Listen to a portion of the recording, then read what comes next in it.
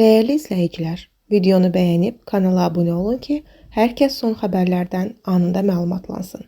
Azərbaycanda avqustun 1-dən bank kartları ilə kartdan karta əməliyyatlara limit tətbiq edilib. Azərbaycan Mərkəzi Bankı və kommersiya bankları arasında əldə edilmiş razılığa əsasən ölkədə kartla əməliyyatlara kart-to-kart limitlər tətbiq edilib. Belə ki, kartlara mədaxil və kartdan karta köçürmələrdə bir gün ərzində maksimum 5 əməliyyat aparmaq mümkündür. Yəni kart sahibi hər gün öz kartı ilə 5 dəfə köçürmə edib eyni qaydada 5 dəfə ödəniş ala bilər. Bu dəyişiklik ilk növbədə gündəlik fəaliyyətini kartdan karta ödənişlər üzərində quran minlərlə kiçik sahibkarlara təsir göstərə bilər. Xüsusilə rəsmi ödəniş sistemlərindən deyil, şəxsi bank kartlarından istifadə edən şəxslər yeni qaydanın yaratdığı çətinliklərlə üzləşə bilərlər. Yeni qaydadan ən çox təsirlənəcək sahələr bunlardır. Ən çox təsirlənəcək sahələrdən biri sosial şəbəkələr üzərindən fəaliyyət göstərən onlayn satış bizneslərdir. Son illərdə Instagram, TikTok, Facebook və Telegram vasitəsilə məhsul satan minlərlə kiçik sahibkar müştərilərdən ödənişləri əsasən şəxsi bank kartlarına qəbul edir. Gündə onlarla sifariş alan belə satışlar 5 qəbul limitinə çatdıqdan sonra həmin gün yeni ödəniş qəbul edə bilməyəcəklər.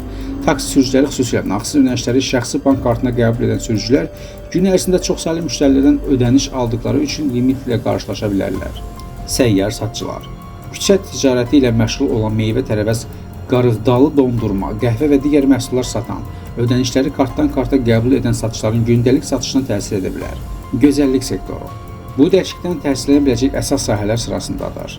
Vizajistlər, saç ustaları, manikür və pedikür ustaları, kosmetoloqlar, kirpik ustaları, bərbərlər və digər fərdi xidmət göstərən şəxslərin əksəriyyəti ödənişləri kartdan karta qəbul edir. Restoran və kafelər, xüsusilə masa rezervasiyası üçün öncədən beh və depozit ödənişini şəxsi bank kartına qəbul edən obyektlər limit səbəbindən gün ərzində yeni rezervasiya ödənişlərini qəbul etməkdə çətinlik çəkə bilərlər. Bundan başqa, bəzi kiçik yaşa obyektləri çatdırılma işçilərinin ödənişini də kartdan karta qəbul etdikləri üçün bu qaydadan təsirlənə bilər. Evdən fəaliyyət göstərən kiçik sahibkarlar, təhsil sahəsində fərdi fəaliyyət göstərən reputatorlar, sərbəst çalışan mütəxəssislər, kirayə mənzil bazarında isə daha məhdud ola bilər.